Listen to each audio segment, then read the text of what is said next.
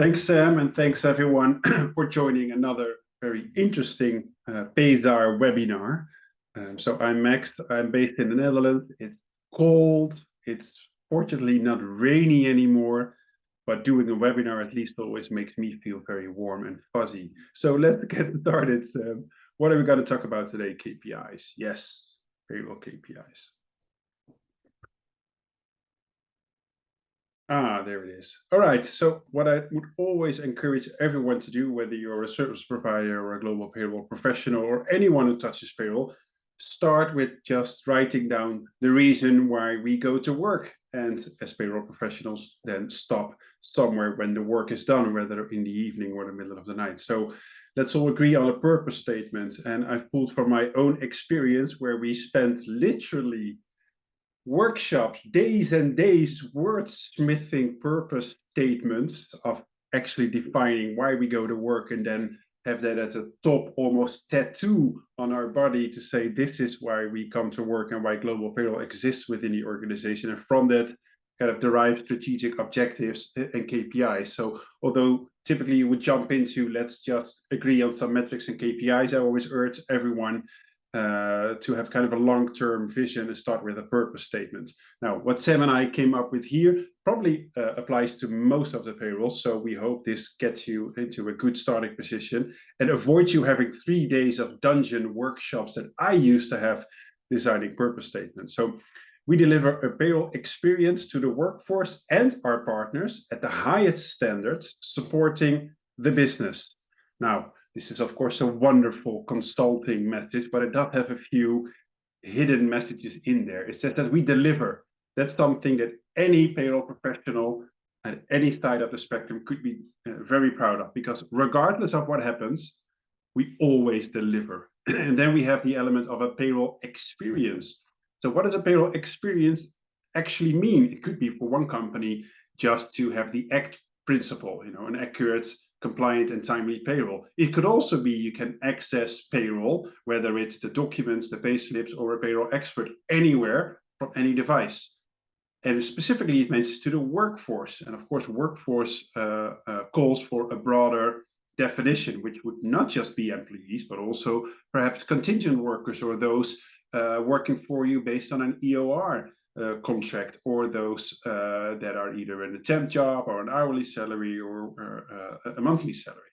It doesn't really matter. We look at the workforce. And then we speak about our partners, which could be internal stakeholders, of course, the beloved friends from HR, finance, legal, tax, treasury, all of those good people, but also our external partners. We don't like to refer to payroll as vendors. We like to speak to them as partners, because we're basically in this together to deliver that payroll experience to the workforce.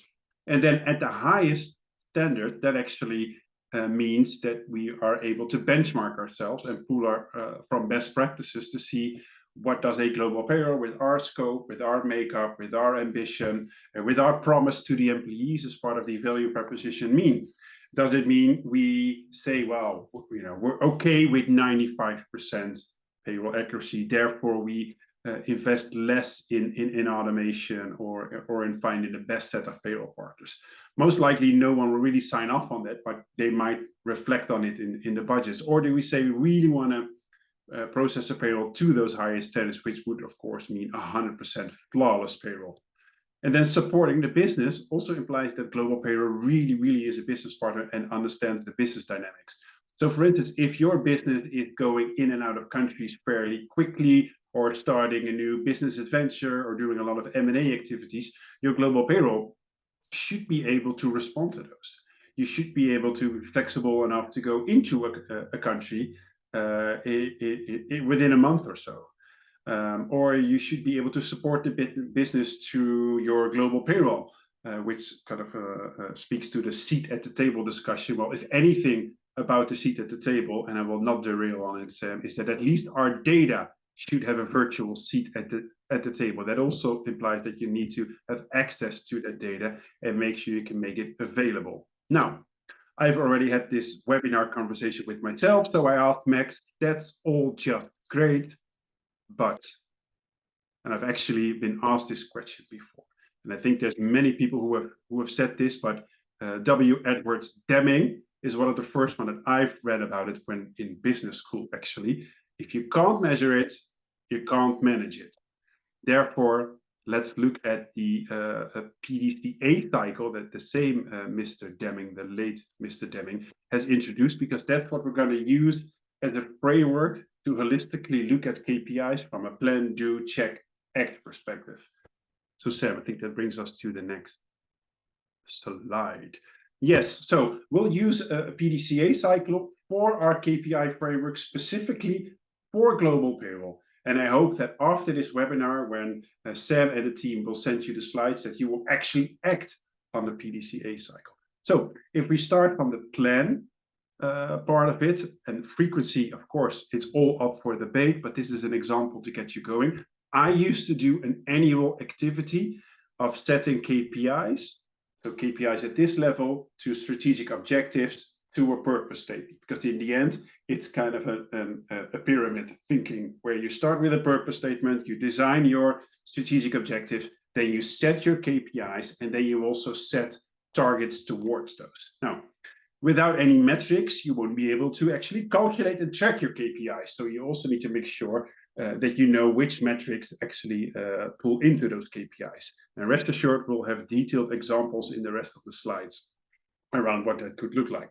Then doing the doing, as I'd like to say, per pay cycle, deliver the global payroll experience by delivering payroll results. Doing the doing, actually what I love most, and if you would ask me, what do you miss about your job at Payzaar? Well, nothing, because I get to work with the likes of Sam and team, but actually processing large multinational payrolls, making sure those squeezed timelines you deliver, well, that's still an awesome feeling to get the job done. And since we're at the 7th of November, I hope everyone on the call had a successful October payroll run or a successful run for their clients. Now, once we've planned, we've done, then we actually need to check per pay cycle, typically one pay cycle or 1 month, because it allows for better planning.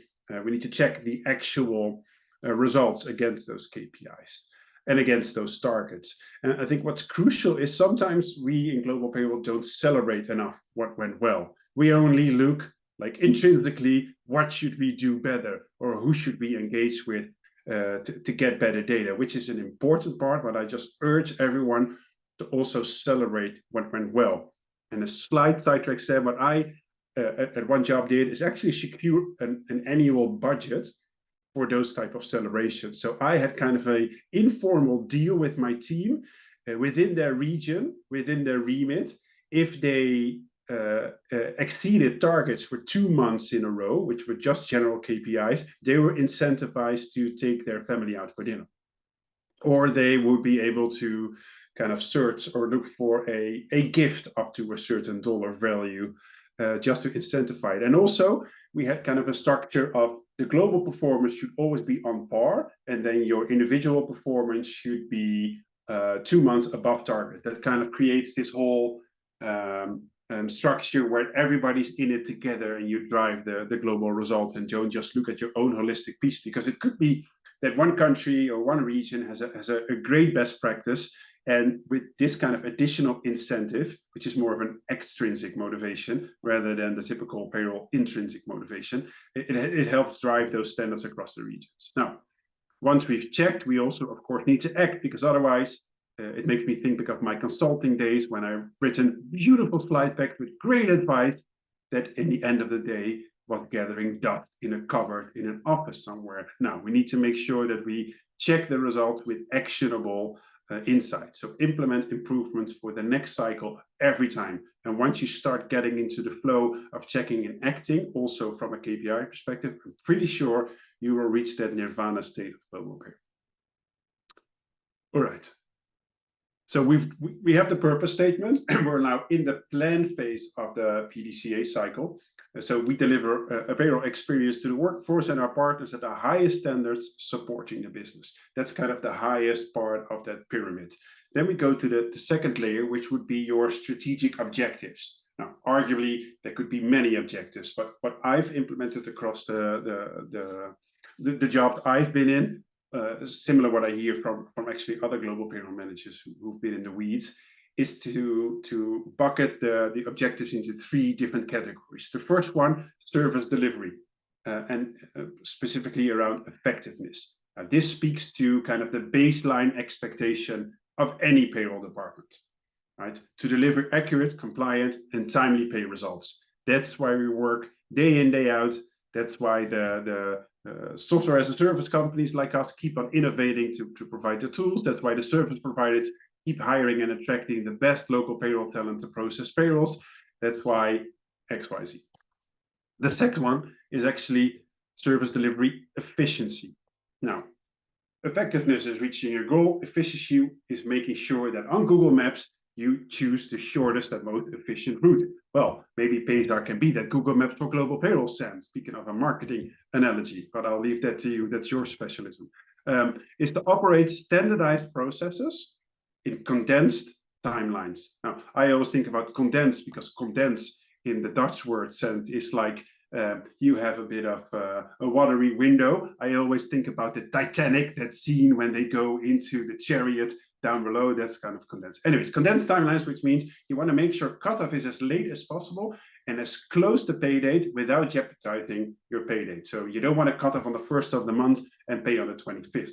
The standardized means they are scalable across the different regions, and the standardized process also allows for much better automation of your data flows and your workflows.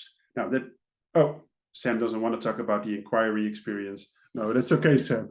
I take the hints. Sorry about that. That was a misclick on my part. No worries. Continue, please. No worries. All right. So a positive, well, you say inquiry or inquiry? I say inquiry experience. So to make sure that whenever there are questions, that you respond to them on time and that you close them timely. Now, an additional angle is with care and the right tone, because you could be kind of a case worker saying, okay, I need to respond today. I'll close it. I assume it's a great answer. I hit all my KPIs. So therefore, an additional layer is that you do it with care and with the right tone. Right? I've worked at very formal companies where it was, dear Mr. Max van der Klest, we thank you for your question. We have noted down your question and we will respond to you in due course, whatever, kind regards. Well, I also worked at a tech company. Don't use that language. It's just, hi, hey, I've seen your question. Let's hop on a call and I'll be able to discuss it for you. So just make sure you're in tune with the corporate and kind of culture within the organization. Also align how you deliver that positive inquiry experience. Because although we work on those first 2 pieces and delivering accurate and timely results, there will always be questions. So make sure that the employees of the workforce feel loved when they respond to payroll. Okay, now, Sam, yes, we can go to the next one. All right, so I think after this, we will also have a poll, Sam. Just so you're, okay, thumbs up, great. So we're still in the plan phase. So something I find myself forgetting, at least when I designed key performance indicators, that you should actually only use key performance indicators, because you could easily get lost into all kinds of different KPIs, but then you diversify it too much. So make sure you have the actual key indicators to put some manners on your global payroll operations. And blame it on my corporate or consulting background. I always like to start with a common set of design principles, because it helps you define along the way. It helps you align with your stakeholders of what actually a KPI looks like. So a best practice that I've seen is that you use a set of maximum 4 KPIs per objective. So it's a lot of mathematical geniuses on the call. So 3 times 4 should be a maximum of 12 KPIs. So you should be able to measure what matters. And I think even in our example, we've limited to 9 different KPIs. So, and the KPI should be actionable. So if you would get a result on the KPI, would you then be able to actually check and act on it? Now, and then a clearly defined set of metrics to measure the actual performance. And although you could, of course, use Payzaar or other solutions for KPIs, if you don't have the tools handy, the one thing to go to is, of course, a Google Sheet or Excel. I've implemented very sophisticated KPI dashboards just in Excel. Make sure you have a clear metric in terms of number of employees, or the total payrolls processed, the total net pay, the number of errors. Make sure you're very diligent, even in the heat of payroll processing and that deadline approaching. Make sure you note down what the actual metrics are. So make sure you define a clear set of metrics. Then define a tracking tool. I actually spoke to that a little bit, and also have clear formulas to be able to calculate the different KPI results. And a time period, of course. It's a bit more straightforward for us here in Europe, because you would typically see a monthly payroll across the different pay groups. But if you would bring North or Latin America into the mix, or the other end of the spectrum, maybe Australia, where there might be a fortnightly payroll, make sure you clearly define how you count multiple periods into a reporting period, and make sure those details don't get lost. So just sit down, make sure how you consolidate all of that.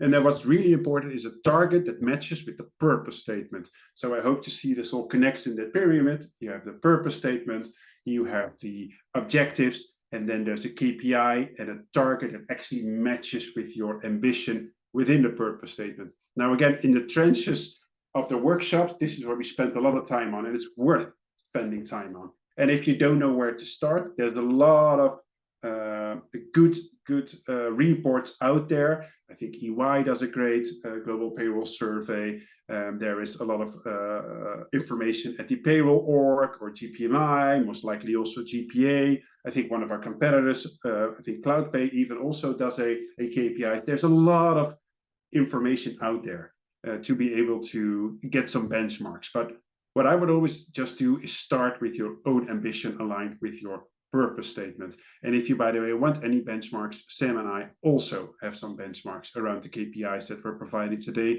So we're more than happy for you to reach out to us and help you drive that KPI framework. I think even, Sam, because the people are joining today, we will also give them kind of a free 30 minutes of our time just to talk about anything payroll related, right?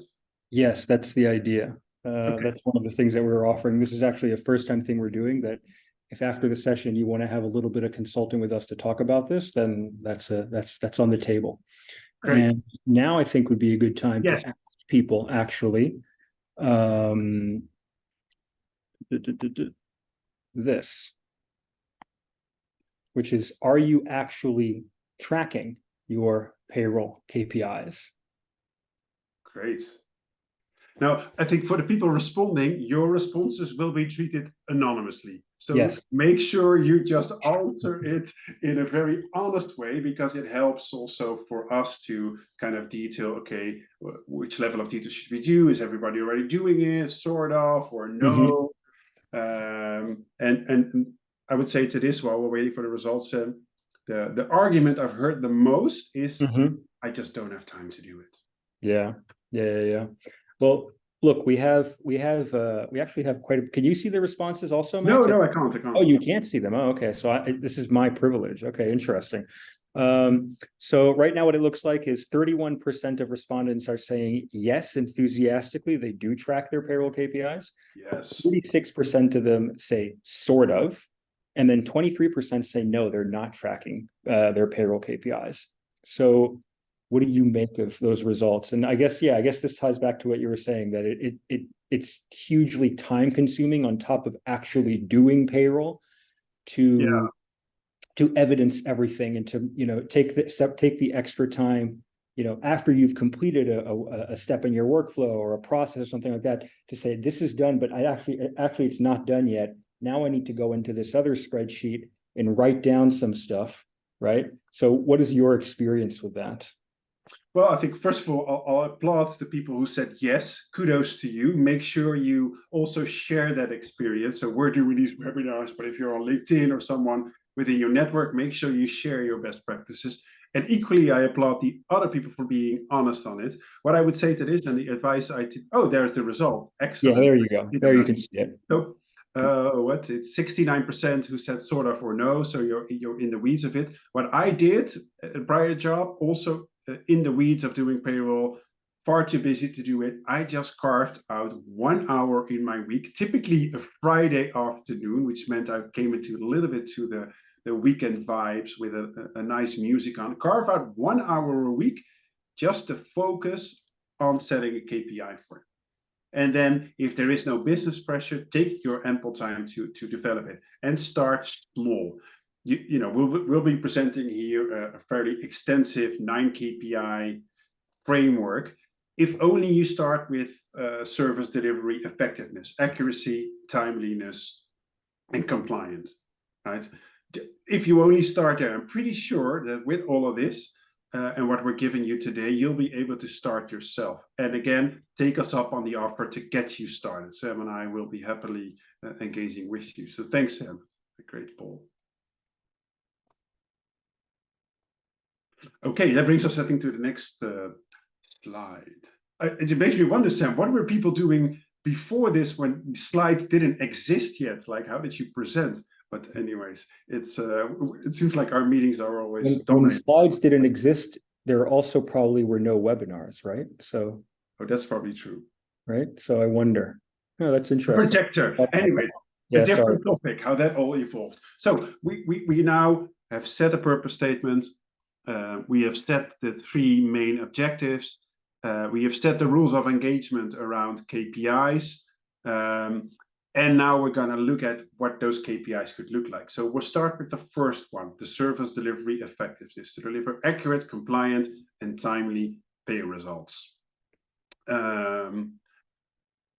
We set 4 KPIs because it's kind of your main table stake objective, right? The first one is the payroll input accuracy. Now, I realize this is a fairly long sentence around the metrics and the performance formula, but it's worth reading out loud. So the total number of employees with payroll data input errors for correction prior to payroll approval as a percentage of total employees processed.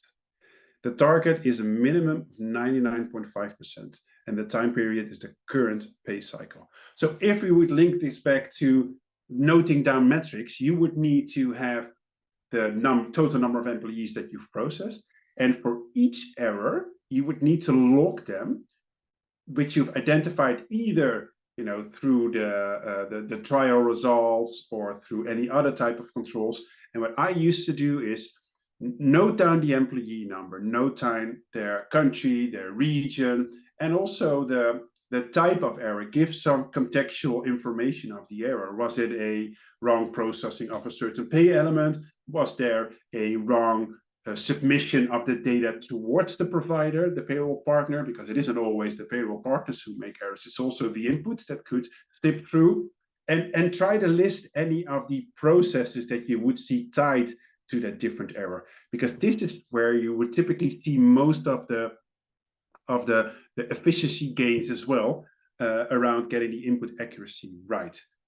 If we then look at pay delivery accuracy, that's actually the after the fact. And that's always when I think back of my days, Sam. So it was pay date. Of course, I was proud of my team, myself. Everything was done. But then you open your inbox in the morning, or your case management system. I've used Salesforce, I've used ServiceNow in the past, it doesn't really matter. You just hope that the only sound you hear is the sound of silence. Just nothing coming in. But then still there's stuff coming in, right? So you find out, okay, this is just a question, this isn't an error. But what you need to do is create a culture within the team that it doesn't really matter to make an error as long as you list it, are open about it, and you discuss it and to learn from it. So equally like with KPI 1, also with KPI 2, make sure you note them down, but then after the fact.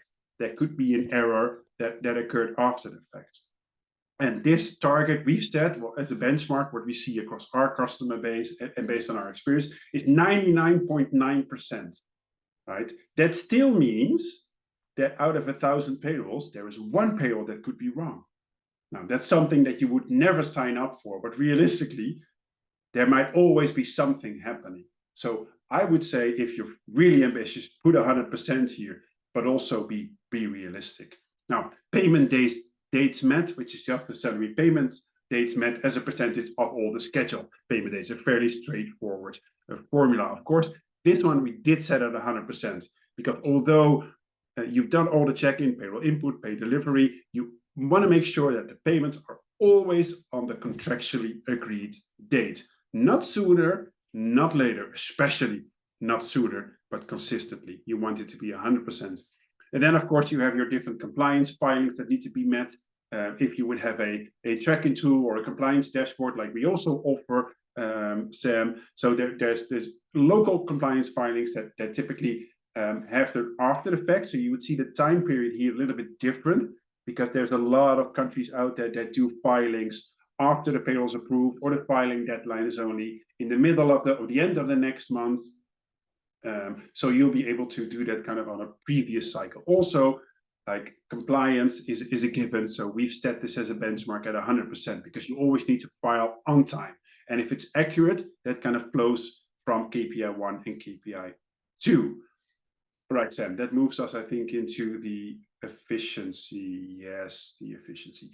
Okay, so 3 KPIs to the efficiency of the process.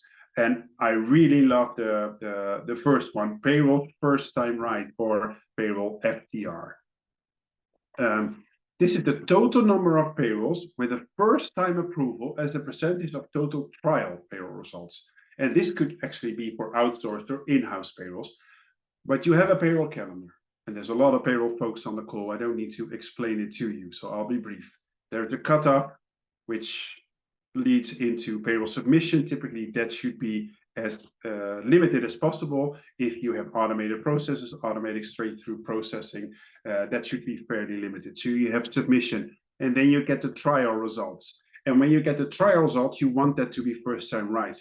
And this is where both the payroll teams, so the customers, and the payroll providers play a vital role, because you need to have quality data. You need to make sure that the data is readily processable by a payroll provider or a payroll partner. And if the data somehow doesn't speak for itself, add some context. Typical examples are, there might be a retro that needs a little bit of contextual information. That might be a maturity or a leave case that might need some contextual information. Or you might have implemented a new benefit and you just need to re-emphasize the tax treatment. Is it net? Is it grossed up? Is it a benefit in kind? Is it actually a gross or net grossed up benefit in kind? Make sure that's all right. And then down to the wonderful world of the payroll providers, make sure that it's processed as a first time right, and implement those controls to issue those, because this is kind of if you would look to me like a key efficiency KPI, it would be this one.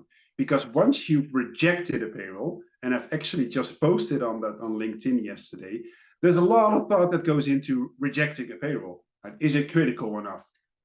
Everybody's equal, but is the error with a person that might make some noise? Let's be realistic. We do look at that. Is there still time in the payroll calendar to allow for a revision? What's your SLA, your service level agreement with that provider, to turn around revised results? If that's 1 or 2 days, yeah, then you can try to speed it up. But if pay date is within 3 days, you need to make a judgment call.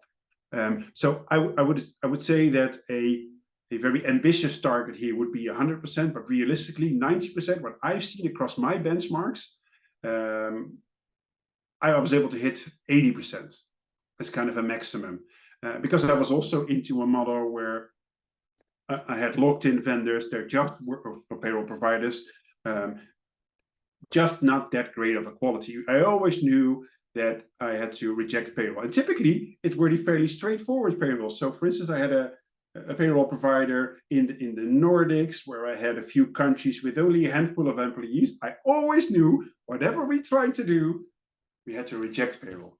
Fortunately, they were fairly quick. So what this does as well is it creates kind of a database around the quality of a certain country, a certain process, and a certain payroll provider. Now, payroll processing days. I know there's also talk out there that everything is straightforward, and straight through processing, and everything is instant. Well, I would urge all of those people who advocate that to have a reality check and go visit some of the global payroll departments out there. Because the number of business days counted from the day after payroll submission until including the payroll results approval date. That's how I used to define the payroll processing days. You could also say from the moment of cutoff until the moment of pay date.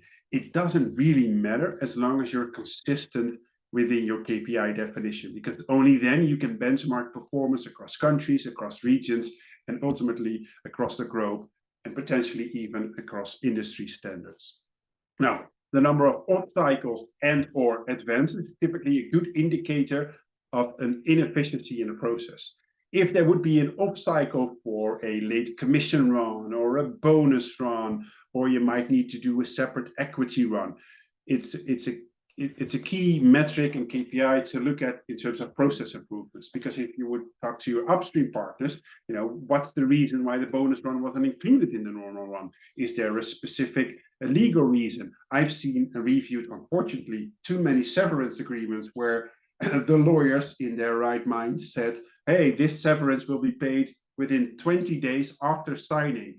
But the signature was done on the 15th of the month. And then you need to pay 20 days later, which is in the middle of your cycle. So engage with the legal teams to understand if actually there is an off cycle. Now, advances, aside from the difficult tax treatment of that, could be an indicator of there was a misalignment or a mispayment, or there was a flaw in the first 3 KPIs that led to you making an advance. Now, you would want this arguably with less than 1% of total employees being included in an off cycle or in an advance payment. Right, Sam, I'm not sure, have we encouraged everyone to ask us questions throughout? I don't see any questions as of yet, but. Yeah, I don't think anyone has asked anything so far, but again, if Okay. you, as I said at the beginning, if you'd want to, if you have if any questions come to mind, just pop them in the chat or in the Q&A and we'll pick them up. Okay, there. So the last one, the one that Sam wanted to skip, no, I'm just messing with you, Sam, is a positive inquiry experience. So to respond to inquiries and close them timely with care and with the right tone. Now, it's quite a mouthful to put some KPIs on it. So when designing this webinar and looking back at my history, those will be the 2 KPIs that I used to do. So first is the timely inquiry handling. And there are sophisticated case management systems out there that will allow you to implement these SLAs within the platform to give you the data that you need. You'll be able to use the data points of when is a case submitted, what are business hours, who's the person who responds to it, when is it converted into a status change, whenever is it closed or not.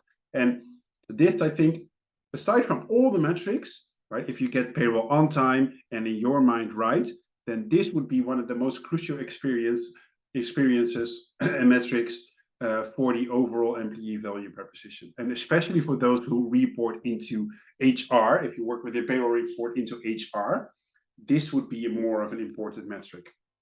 So cases responded to and closed on time as a percentage of total cases, which would be 90% upwards, which should be a fairly doable metric. Now, if you would plan the activities of your team, you need to make sure, of course, that everybody is on par, that everybody has access to your company policies, to your processes, but more so to your data.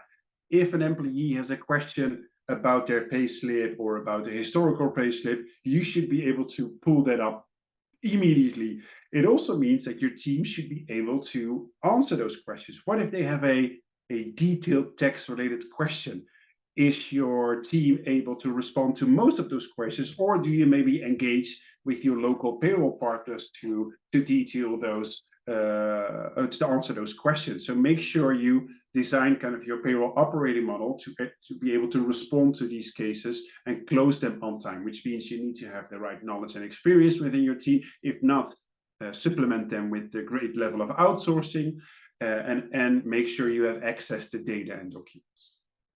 Now, if you look at the positive inquiry surveys, when I first implemented this, I think it was in 2010 or something, 2012, this was a scary part to do. Because typically, if you work in customer service, in business to consumer, I get spammed with everything I do. If I speak 1 second to a person, I get a survey.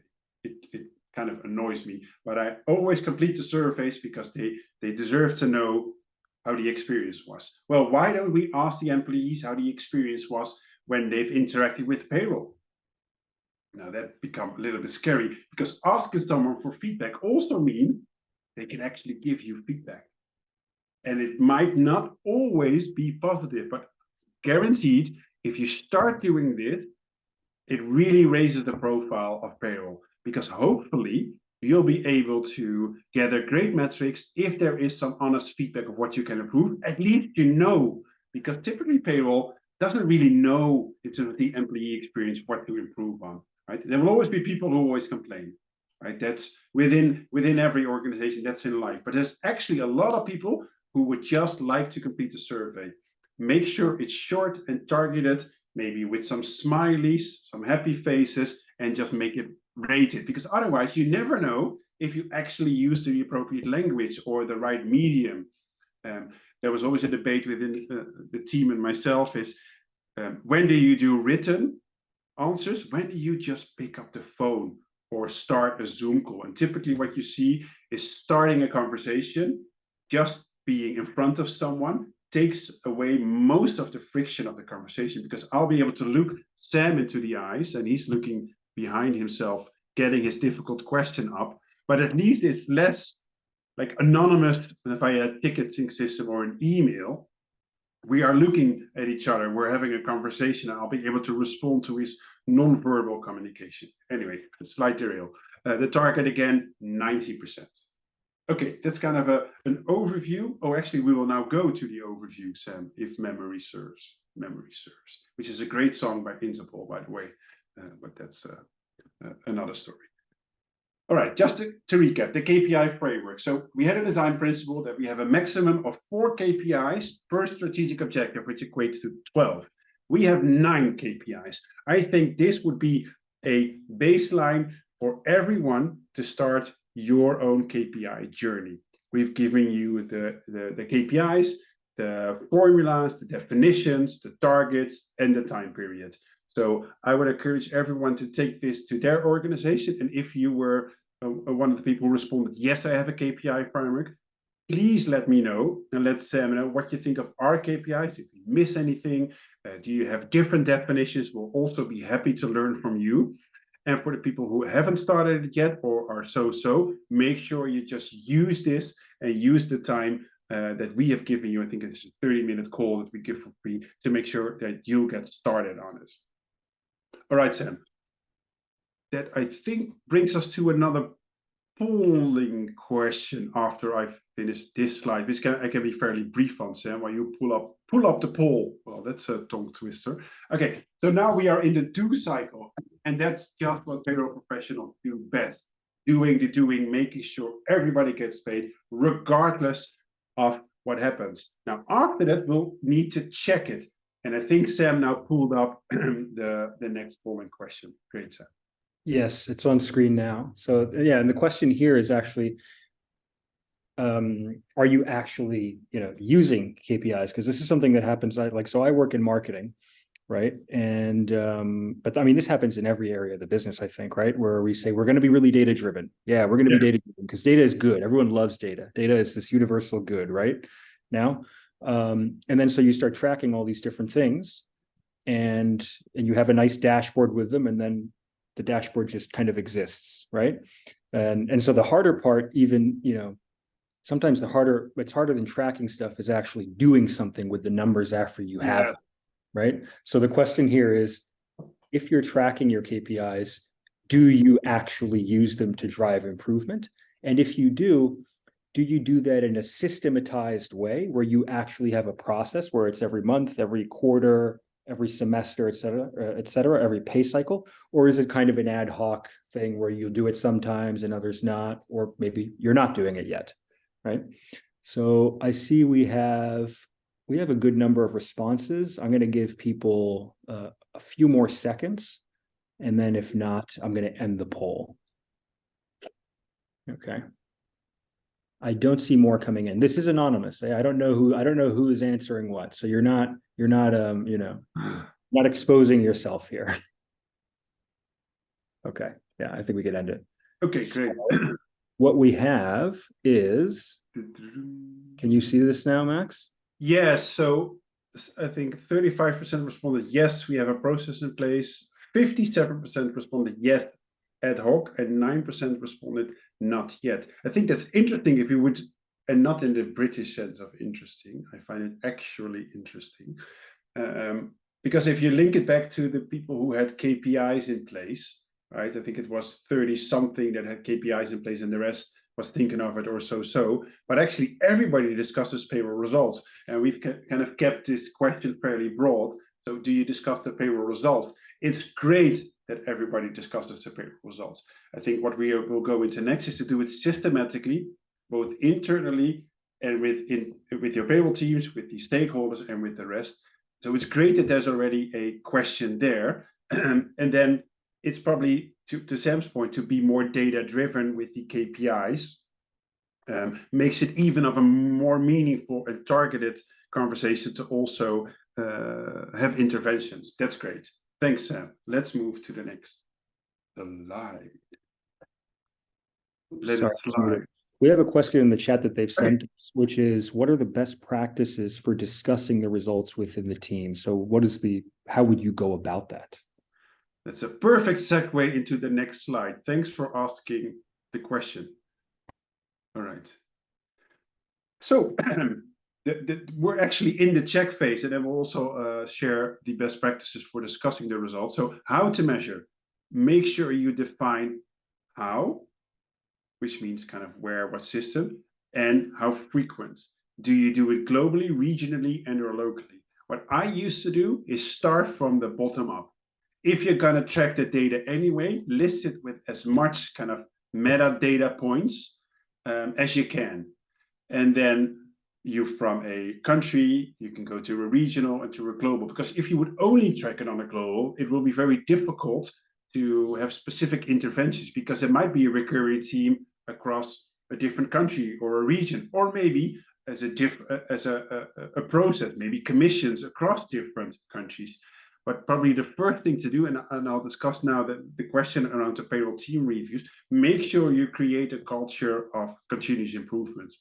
KPIs and metrics are not meant to track, to drive any bad behaviors, or to track or to do any kind of performance management, unless you decide to do so. But to make sure everything is tracked and all the errors are actually listed and not just dusted off, make sure you discuss it. And what I used to do is come together once a month in the first, I think we did the first Tuesday of the new month, where we would review the results of the prior months. I would have first a meeting with my internal payroll team to kind of discuss the results and kind of do some upskilling within the team, who could say, hey, who likes to create some slides, who loves to work with data, make sure we create the slides so it's not just a payroll manager, and then discuss targeted interventions. Then as a next cadence, I would discuss it with my direct leadership in more of a summarized way to say, hey, this is what we're working on. These are the volumes that we are processing, and this is actually what we need to achieve better results. Now, from that deck, you would get a good understanding of your results, of the traction you're getting within your kind of direct reporting line. And then within the conversation of HR and finance, and I could have probably added a lot of different stakeholders and functions here, but make sure they understand the sheer volume of payroll. How many employees do you process? How many transactions do you do? What's the monitoring value? Ask your finance colleagues, what's the percentage of the payroll GLs as a total of your P&L or of your balance sheet? Get some of the metrics out there. Then people start realizing the great work that you do, and make sure that you become a best practice. Now, I say vendor, and Sam remind me I should not use the word vendor anymore, because it always reminds me of a vending machine, and you put in $1, you get a good payroll out. So payroll provider interventions. Now, I would say be targeted and be data driven, because you could talk about SLAs and how did it go. Yeah, it's great. It's nice weather. We had an issue here, maybe, I don't remember. Make it very data driven, because I think equally the customer and the provider are interested in a good result, because nobody likes delayed timelines. Nobody likes bad results. Nobody likes rejections. So I hope this answers the question as well. Let's move to the other one. Yes. So I think we also detailed this on the prior webinar, where we try to link the business models with payroll delivery models. If you missed it, it's on YouTube. So make sure you subscribe to our channel. You'll be able to review the webinars. It's a nice thing on the side while you're doing your work. Listen to us sharing some best practices. So what I used to do is look at these 5 dimensions. So if you get your KPIs and results, try to think about the impact around these dimensions, which is the processes. Map whatever result there is into a process. What's going well, by the way, not just an error, but also which processes drive high KPI results, but also which processes drive inefficiencies, which could be within your remit, the global payroll remit, but also the upstream partners or maybe the payroll providers. And just look at people. Look at, hey, this set of teams make these set of errors, and these set of teams actually excel in these KPIs, and then just connect them together, make them share best practices. Or maybe there is a general upskilling. I noticed in one of my teams that there was an upskilling needed in a particular part of our geographical scope in terms of basic knowledge of payroll. How does the gross to net work? So I secured budget to get some of those virtual trainings based on KPI results and bringing it back to a root cause. So we just needed some upskilling. Of course, technology. Maybe you would need automation. Maybe you would need a more consistent data model. Technology, I think, alone speaks of efficiency. I used to have a KPI of time from payroll results to GL output, which should be instantly, right? Because the finance folks are hunting for it. I used to get chat, when are the results ready? When are the results ready? Can I get my GL output? Can I get my GL output? I said, yeah. So I started tracking it, and I said, I need an investment of X dollar to make sure I get instant good GL results, and then you'll be happy. But once you get the data, once you track it, you'll also be linked it to technology, which could be transforming payroll results into GL files. Then it could be degrees of outsourcing, which you would typically see in, for instance, the SLA in the processing days and the first time right. Maybe you need a different service level or a different payroll provider altogether to meet those KPIs, which kind of plays into the vendor strategy, right? Maybe there's one vendor that works, maybe you need regionalized partners. I actually came up a call with the leads before this together with Mark, who was moving into more of a sub-regional approach where they would cluster countries like a DACH region or a Nordic region because they wanted specialized vendors, not just one vendor, but also not direct local to local. Now, let's move to the next one. Yes, so we have, this is a great example. So we're gonna try to put the KPIs to the test for this company. I'm not sure if we did a search on this, Sam, but I thought about Veggie World Limited because actually when preparing for the webinar, listening to a talk show that talked about vegetarian food. Anyways, so this is a company that has 25 countries across the world, roughly 15,000 employees on the payroll. All payrolls are outsourced except one, the HQ, the headquarter, and they use mostly local vendors and one regional vendor for the Asia Pacific regions, for the APAC region. Now, October payroll is finished. Everybody celebrated Halloween, got their trick or treat, and now the team recovering after Halloween have gathered the results. Almost feels like the Eurovision. 12 points go to 12 points. Anyways, for the service delivery effectiveness, we have those 5 KPIs. Now, these are hypothetical results, but are based on experience, so to say. So the payroll input accuracy was actually 80%. The pay delivery accuracy, fairly high, 99.5, but below target. Payment dates met, 100%. Compliance filing dates met, only 92%, which means we need to look at those 5 different dimensions: process, people, technology, degrees of outsourcing, and vendor strategy. What did we achieve, Sam? Because we're the payroll managers of Veggie Limited. What did we achieve on the efficiency, being conscious of time? So the payroll's first time right, 70%. The payroll processing days, 4.5 days. This is on an aggregated view, right? Across those countries in scope, so an aggregated view. And there was only 0.5% in terms of obstacles and advanced. Now, if we go to the positive inquiry experience, cases were handled on time and they were closed on time. So 95%. And there was a positive inquiry experience, only 75%. So there is some work to be done here.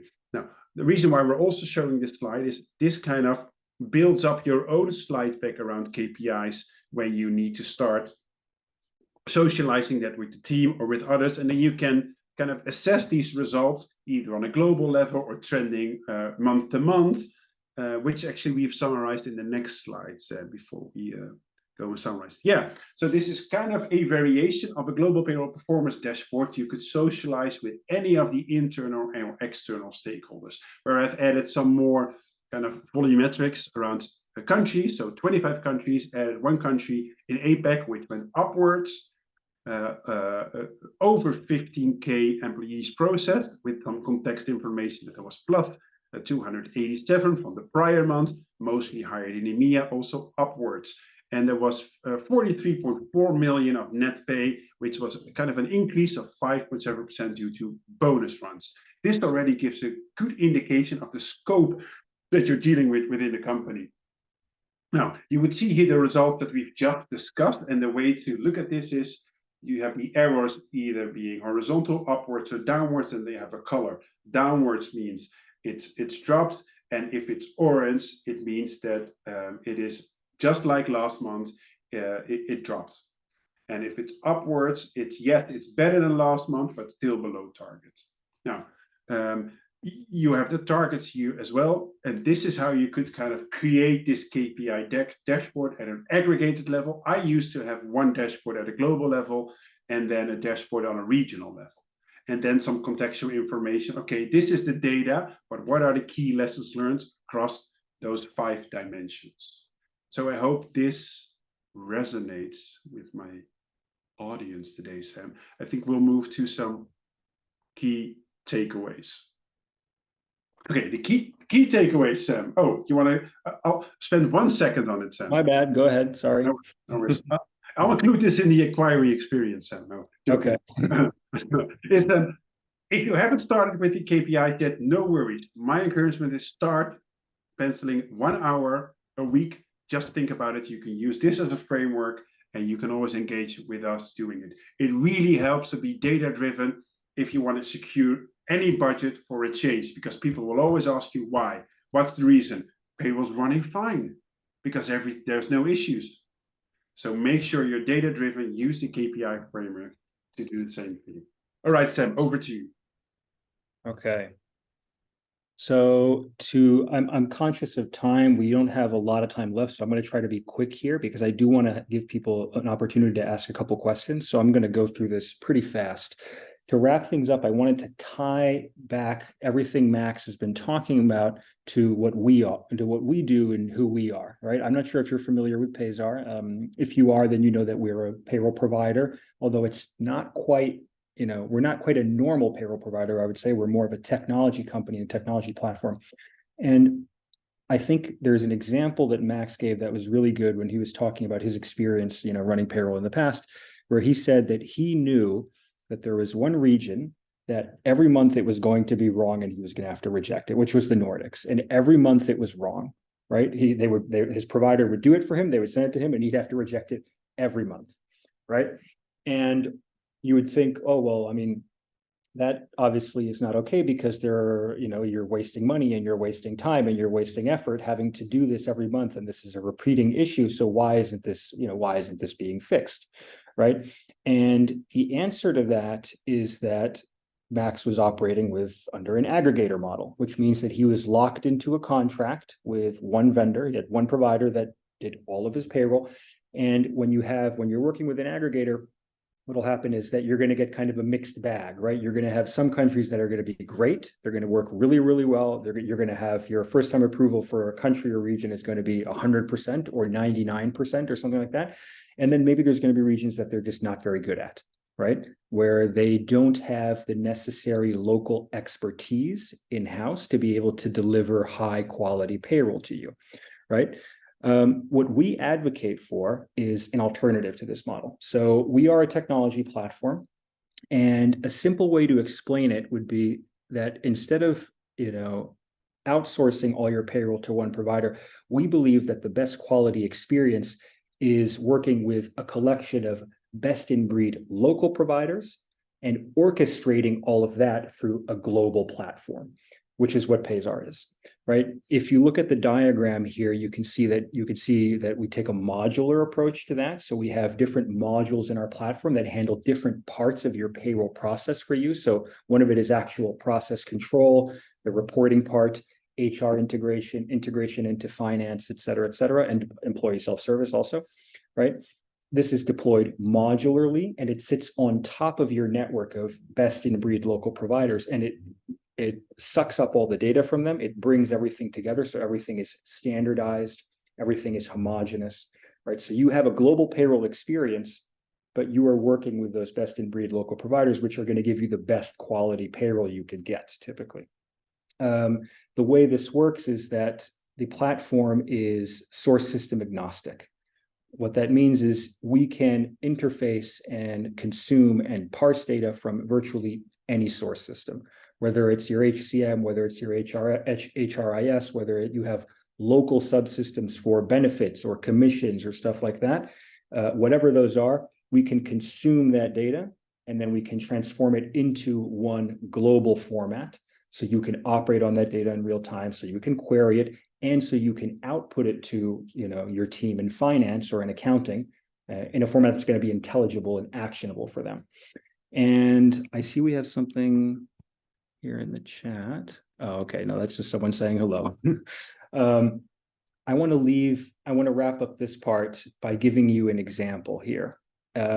This is a case study. This is an example of one of our customers. They're called Mercury Engineering.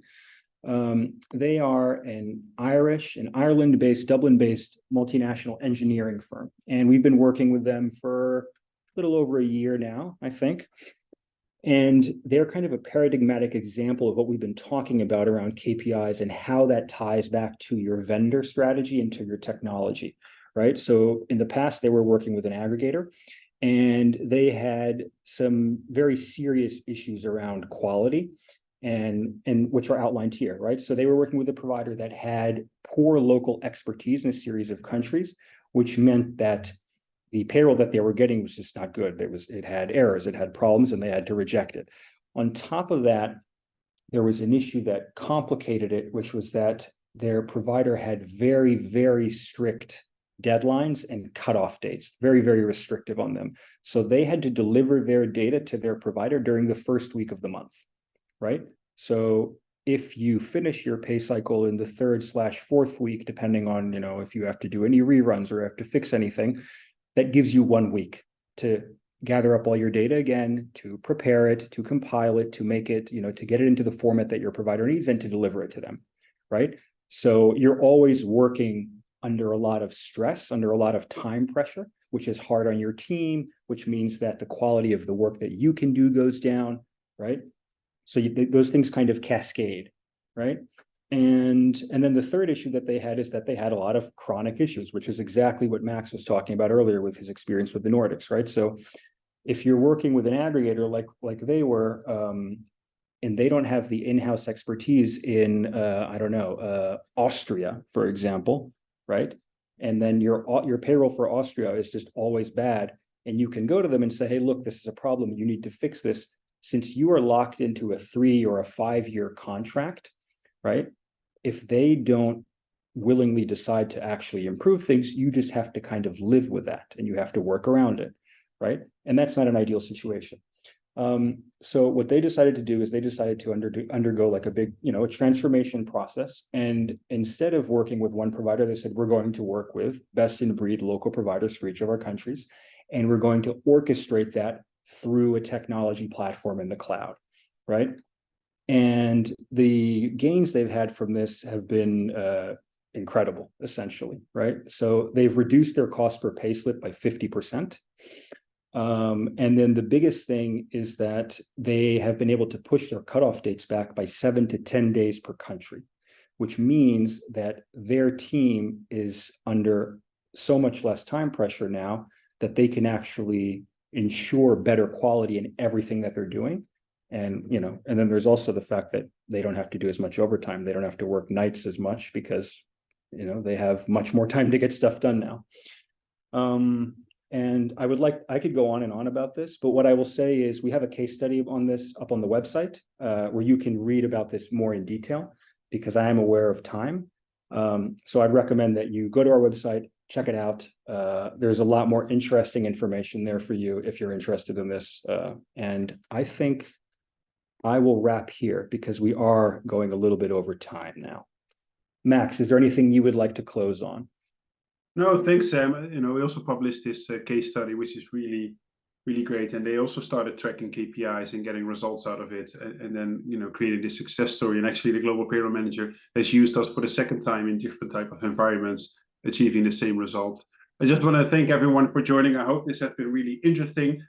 Sam and the team will reach out for any slides. I'll do your housekeeping, Sam. It will be available on YouTube shortly as well. If you want to share it with your colleagues, or you just want to review parts of it again. And do make sure you also listen to the new weekly podcast that Angelique from the marketing team and I have been issuing on a weekly basis. So every Friday you'll get a bite-sized 15 to 20 minutes wrap up of the Global Payroll Week with some storytelling. It's the best companion going to the grocery store or wherever. So make sure you keep on following us and subscribing.